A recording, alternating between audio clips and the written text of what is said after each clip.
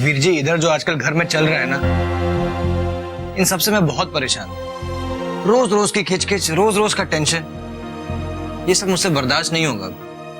जानता हूं मैं रणदीप, मैं भी तो ये सब देख ही रहा हूं। कुछ ही दिनों की बात है, उसके बाद सब कुछ ठीक हो जाएगा।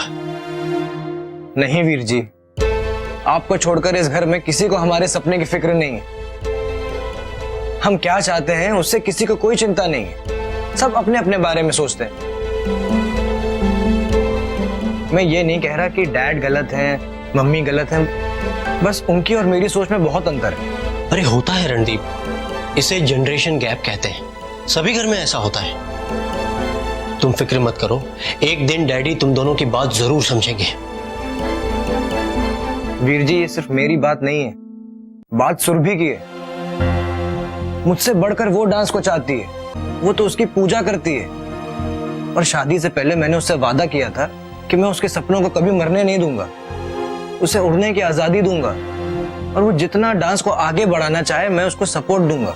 हाँ तो सपोर्ट कर ना, कौन रोक रहा है? आप सब कुछ जानते हैं फिर भी ऐसी बात कर रहे हैं।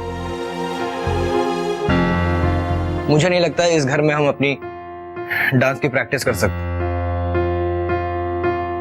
वीर जी, आप मुझे जानते हैं, समझते हैं, इसलिए ये बात मैं आपसे कहने की हिम्मत जुटा पाया हूं।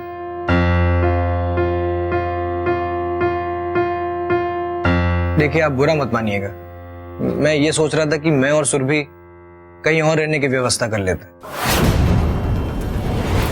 ऑफिस में आता जाता रहूंगा, बस रहना अलग होगा। ये कैसी बात कर रहे हो तुम रणदीप? तुमने ऐसा सोच भी कैसे लिया कि मैं तुम्हें कहीं जाने दूंगा? खबरदार जो दोबारा ऐसी बात की तो। लेकिन वीर जी, नहीं रणदीप, ना तुम कहीं जाओगे और ना सुरभि। और जहां तक तुम्हारे सपने पूरे करने की बात है तो वो यहीं इसी घर में रहकर पूरे होंगे। कोई तुम्हारे सपनों के बीच नहीं आएगा। बेकार में मन को दुखा दिया। सॉरी वीर जी, लेकिन मेरा ऐसा कोई इंटेंशन नहीं था। चल ठीक है, देख मम्मी मान गई है, धीरे धीरे डैडी भी मान जाएंगे। ओके, अभी तो जा अपने कमरे में और बिल्कुल टेंशन मत लेना। और सुन, सुरभि को भी बोलना कि वो भी टेंशन ना ले। ओके जी, गुड नाइट। Good night.